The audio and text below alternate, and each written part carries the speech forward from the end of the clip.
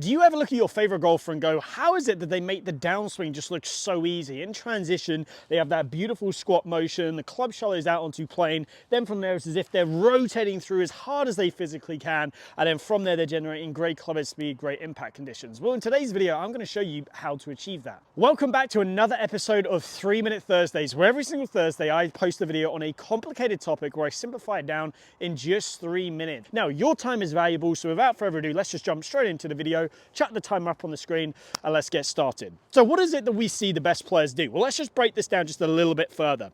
From the top of the backswing, we will see them have this sort of compressed look. So they will start to squat down into the ground. As they squat down, they're able to get their hips back to square and their hips will stay deep. Their chest is staying back. Their hands are dropping onto plane and they're shifting their weight back into their lead side. So quite a lot of stuff is going on there, and I get it. It is a very, very fast movement that happens, and if all of that's happening, how are we supposed to think about it? Well, I've got a great swing thought that's going to simplify everything down for you. So what I want you to do is go to the top of the backswing, and we're going to be focusing on your heart. So right here, as I turn back, my heart is sort of behind the golf ball. The key thought I want you to have is that your heart works down and forwards. Now, why down and forwards? Well, if my heart works down and forwards as my shoulders stay closed, look what's happened there. Number one, my head has had to drop. This has also forced my hips to go backwards. So this is giving me that compressed look as I'm getting my hips back to square and I'm keeping them deep. Fantastic. That's giving me space.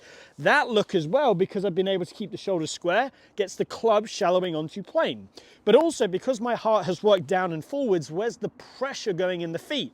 It's going back to my left foot. So I feel a huge amount of pressure here. And now I'm in a great position to where I can clear my left side. I can rotate everything through. The club's now on plane and I can deliver a great impact position. Now, we've all been to the arcade and there's that punching machine where you punch it and it gives you a score out of 999. Well, I want you to imagine we've got one of them, but it's sort of a little bit different. Rather than the bag being up here, I want you to imagine that the bag is roughly where the back of your hand would be right after impact. So it's about here.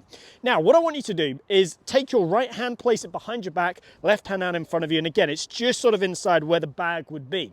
Go to the top of your backswing. And I said to you, right, forget golf. How would you backhand that bag as hard as possible? Well, what you would do is you would have that little squat motion. Again, focus on where my heart's going. My heart's going down and forwards, and it's getting me into a great position here to now where I can clear the body and backhand sort of slap that bag. And as you can see, that is literally the downswing sequence. Now, if you want to make it a little bit more realistic, the second thing we can do is go from here, and rather than have the right hand behind your back, make the back of the right hand meet the back of the left hand. So now if I go to the top here, again, what's the first movement if I'm trying to slap that bag as hard as possible?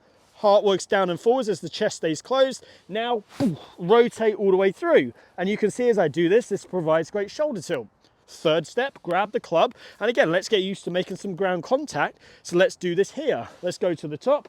Heart works down and forwards, and then bang, all the way through. Here's what it should look like.